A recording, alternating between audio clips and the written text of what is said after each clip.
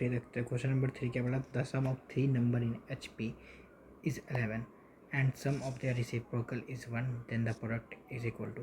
सबसे पहले HP हमें कुछ नहीं आता है, ऐसा हमें मानना है, ठीक है।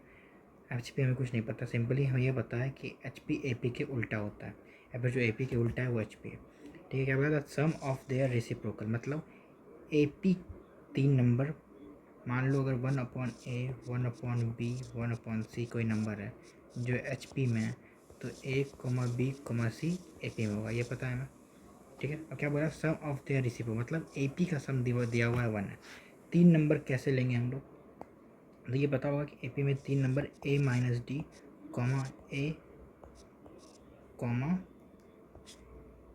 A प्लस D करके लेते हैं। ऐसे हम लोग 3 टर्म क्यों लेते हैं, चाहो तो ये भी ले सकते हो A, A plus D, A plus 2D, पर हम ये क्यों नहीं लेते, क्योंकि अगर इसमें तुम ध्यान से देखो, अगर ऐड करेंगे तो D कट जाएगा, ठीक है। तो हमें डायरेक्टली लिख सकते हैं कि A इज इक्वल टू 1/3, ठीक है, ये ले सकते हैं।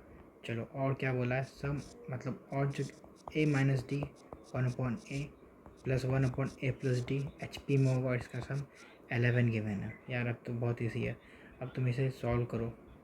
अगर तुम इसे सॉल्व करोगे तो इक्वेशन तो मैंने इक्वेशन को सॉल्व कर लिया कि टाइम बचे, 12 बताना ना हो। चलो तो यहाँ से अगर LCM ले लेंगे तो क्लियरली दिख रहा है A - D into A plus D बचेगा। A - D और A प्लस D का फॉर्मूला होता है square - D square upon A, फिर यहाँ पर मल्टीप्लाई होगा, ये तुम्हें आता ही होगा, इज इक्वल टू 11। तो अब चलो यहाँ से A की वैल्यू पुट कर देते हैं, 1/3 पुट कर दोगे, तो यहाँ से लास्ट में, यार तुम खुद कर लेना, ये तो टाइम बचाने के लिए मैं ऐसे लिख के लाया हूँ। तो D है square is equal to 1/36, D is equal to क्या हो जाएगा, सॉरी प्लस -6 1/6, सॉरी, हाँ।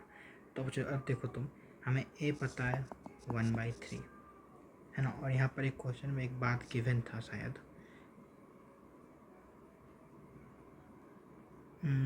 हाँ ठीक है, चलो then their product is equal to, ठीक। अगर A इज इक्वल टू 1/3 है और D हम लोग 1/6 ले ले, तो क्या हम लोग देख सकते हैं कि नंबर क्या बनेगा, क्या नंबर बन रहा है 6 3 2 बनेगा नंबर, है ना। क्यों नंबर 6 3 2 बनेगा, अभी तो ऊपर बताया लिखा था कि हम लोग नंबर क्या लिया है, 1/A 1/C HP में, तो ABC AP में होना चाहिए, है ना। तो मतलब HP में 3 नंबर गिवन था, तो 1/1 माइनस A/D 1 प्लस A/D, तो हम लोगों ने ऊपर ले जाके देखोगे तो तुम्हारा आंसर क्या होगा, 632 बनेगा तुम्हारा नंबर। हमें बोला क्या है, प्रोडक्ट बताना है 3 नंबर का, तो 36 इसका आंसर होना चाहिए, बेसिकली 36 इसका आंसर होना चाहिए। इजी क्वेश्चन था, बस कैलकुलेशन का पार्ट एक बार देख लेना, सही किया है या गलत, और नंबर तुम्हें समझ में शायद आ ही गया होगा। देखो यार कुछ नहीं, मतलब A और D पुट किया हमने, A और D पुट करके देखा नंबर क्या सेटिस्फाइड कर रहा है, -1/6 सेटिस्फाइड नहीं कर रहा था, इसलिए इसे काट दिया। 1/6 लेके देखो, खुद पे खुद नंबर तुम्हारा ये बन जाएगा, है ना।